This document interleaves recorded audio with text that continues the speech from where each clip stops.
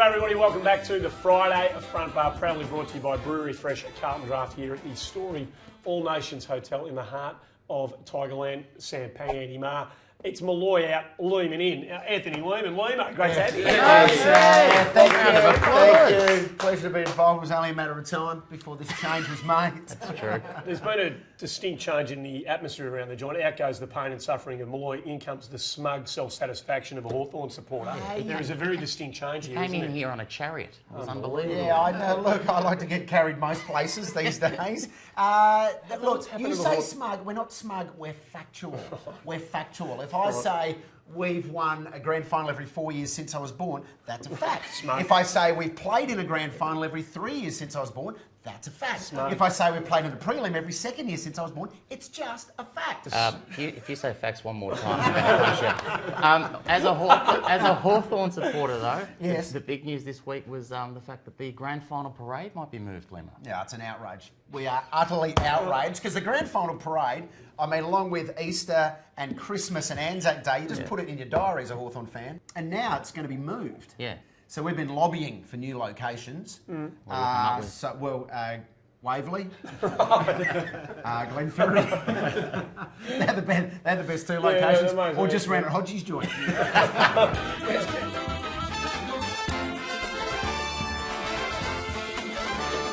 Let me go squeeze Patrick Dangerfield in. You've heard this story, right? You've heard the rumour that Hawthorn was front and centre where he's heading next year. I think he would be a great addition to Box Hill. I reckon. Why would you want him? Why would you want Dangerfield? Is that a serious question? After his performance last week. Yeah, well, it's an interesting point you raise because Bernie Vince smothered him.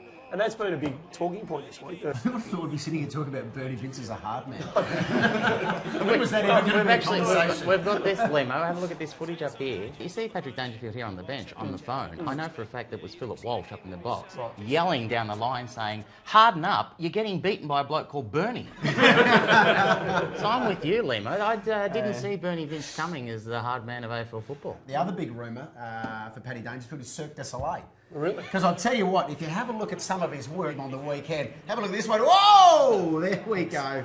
Back flip away. There we go. That's in this one. Hey! And What about here's this one? This is the ultimate fake. Yeah. Oh, look at that. Oh, The fence hurt my head. That's actually not a bad Mick Malloy impersonation. Faking is not new to football, by the way. And my message to Patrick Dangerfield is if you're going to do it properly. Like James Manson in the early 90s in a game against Geelong, takes a grab, boys, and looks like he's injured himself pretty badly, or at least winded himself strongly. We're not really sure what that injury actually is. So eventually he couldn't take the kick, and I think a man of fitness, Ronnie McEwen, ended up taking the kick in the end and kicked the goal. Now, see, if you have a look at James here, didn't take long before he was back into it. And strutting around. And I'll tell you what, if you're strutting around after doing that, don't run into Andrew Buse. No. There's the one that you don't. That's the one you don't want to do. There wasn't a lot of faking going on at the MCG on Saturday. We were there for the Carlton Essendon game. Yeah. And Chris Yarran and Paul Chapman got involved in a little bit of a scuffle, which we don't want to see. No one in the game wants to see. Yeah, but in Yaz's defence, how did he know that standing in the middle of the G with 25 cameras on him, he'd get caught doing that? Carlton supporters were just rapid to hit the target. So, but you got 3 weeks? 3 weeks. Yeah. Which is not the worst news in the world because I know for a fact that he'll be back in time to fight the winner of Mayweather-Pacquiao. So, Whatever happened to the players' code? Because I hoped that it was as strong as ever, but Chappie's just thrown Yaz into it. So he gets the 3, then Brendan Goddard goes on AFL 360 and just tips him in it more. Did he really say it was worse than as bad as the Staker one, Staker Hall? He compared it to Staker Hall. The difference is, I don't think Staker had a very clear recollection of what went on, so wasn't able to give evidence to the tribunal. well, the other difference is Staker is only just now eating solid foods again. So there seems to be a big difference between those two, I would have thought. The players' code seems to be dead, you're right, Lemo. And I blame one man. Who's that? David Polkinghorn. Oh, Hey, yeah, don't drag David Polkinghorn. No, I thought, well, what a surprise, a Hawthorn player. Yeah, exactly. 1982 qualifying final, Wayne Johnson punched him in the face. You know what he said at the tribunal? What? He said, Wayne Johnson punched me in the face. That is a disgrace.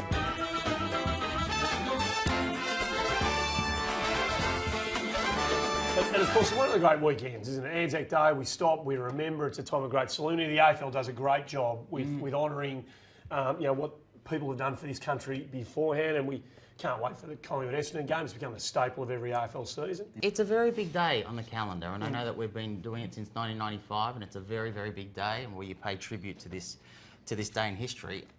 I would just want to throw up a different point of view, right? Because I know you're big on facts.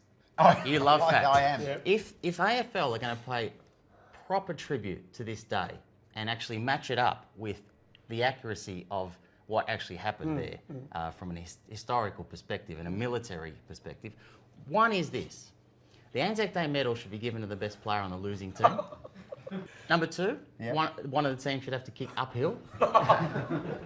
3, if we want to be accurate to history, 3, for the start of the game, one of the teams should be out there in position, ready to go. The siren should go, and the other team is just coming up the race. And finally, if you actually just want to be, if you want to be accurate, one of the teams should be coached by an Englishman who has no idea about the game. There you go. You've been over and seen the troops in Afghanistan, haven't you? Tell us about the contribution that they're kind of making for the good of us all. Yeah, absolutely. I mean, they're doing some remarkable work in Afghanistan at the moment. They're in mentoring roles where they're trying to train the Afghan army, and the Aussies are doing a great job. It's hard work in tough conditions. And I will say this about Anzac Day, they do love watching the Essendon-Collingwood game on Anzac Day. They get a live feed over there, and I know Essendon and Collingwood have sent Guernseys over in the past. And they also, because there's no drinking on any of the bases over there, they get a beer on Anzac Day. So that's another reason to celebrate for the Aussie troops over there. Just the one, because alcohol and guns don't mix, guys, okay? In case you weren't sure. Of course, you're here today because Mickey's not here. He's over at Gallipoli as part of the commemorations, and he joins us from over at Gallipoli. Great to have you on the show, big fella. Before we talk about Anzac Day, terrible news about Brett Delidio, mate. He's going to be out for at least half the year. Okay, are you serious? Are you being serious? We are absolutely serious, Mickey. And more bad news. Rumours about Alex Rance. True, he's off to Freo. Okay, you better not be mucking around here, fellas. We're not mucking around at all, Mick. You know what I mean? And the other big news of the week, the talk of the week, was the fact that Tyrone Vickery kicked 4 in the reserves, Mickey. Okay, now I know you're pulling the piss. That's enough. This is where the dawn ceremony will be, celebrating 100 years since the Anzacs' first landing. It's a very moving experience. Just a few moments ago, we had a minute's silence, and not for the Anzacs, for Carlton's season. I actually laid a wreath. And right behind me, you can't see it, but that is the site of the first landing when the Anzacs arrived on April 1915, which is interesting because it means that landing actually predates a couple of Limo's jokes. Yeah, nicely done, Mickey. And tell us, mate, have you found anywhere to watch the big game this weekend? Yep, I'm going to watch it live here at Anzac Cove, as opposed to most Melbourne fans who I believe are heading up to Sanctuary Cove on the Gold Coast, even for them, that's right. Anyway, fellas, I better go. Good luck. Have a great weekend. Remember the Anzacs. Remember everything they've done for this country. And remember, as you're watching those guys run around, most of the blokes who ended up here were younger than that. And I'm very proud and very happy to be here. Cheers, guys. Go Anzacs.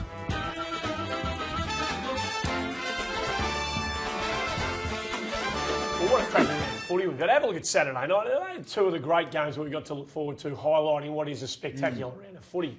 Port Hawthorn, you're going over for the Port Hawthorn game, aren't you? I will be there at Adelaide Oval. I can't wait. It is spectacular at Adelaide Oval these days. And when you hear those Port fans singing Never Tear Us Apart, it really is, even though they're Port fans, it is a joy hearing it. Do you remember the good old days when the team would just run out and run through the banner? That's how you'd start the game? Yeah, absolutely. Yeah. Quick question. When is there just too much smoke involved in the players running out? This is Collingwood take on St Kilda on Friday night. Yeah, right. I'm just trying to work out. The smoke is from Lingy's barbecue, obviously, but and then this was the Carlton Essendon game on Saturday.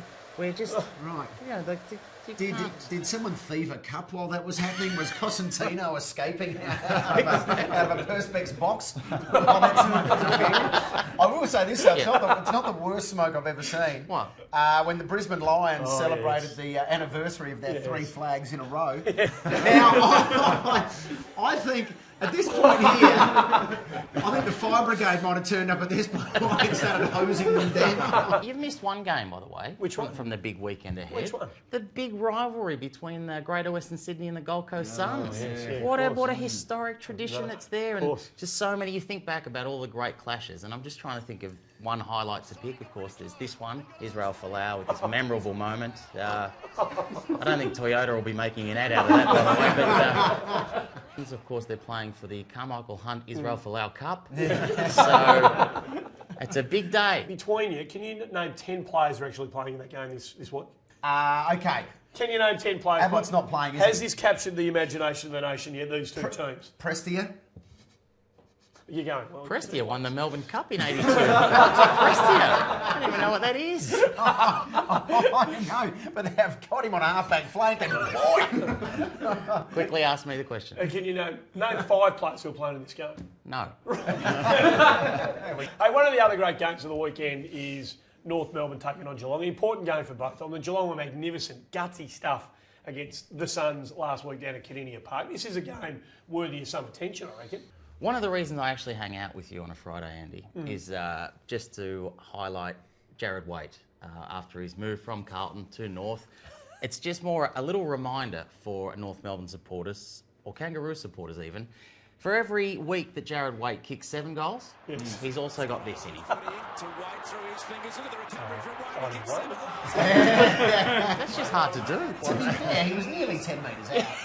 He does that just to ease the pain and suffering of Carlton supporters. Oh, well, there you go. On behalf of everyone, thank you, Jared. That's it for us. You've been magnificent. Thank you. It's been a joy to have you on the thanks, show. Limo. It's been a pleasure. It's the longest I've sat in front of a beer with. Swig out of it. Mickey will be back next week. That's it for Friday Front Bar this week. Thanks to Brewery Fresh, Carlton Draft, and the good folk here at the All Nations Hotel.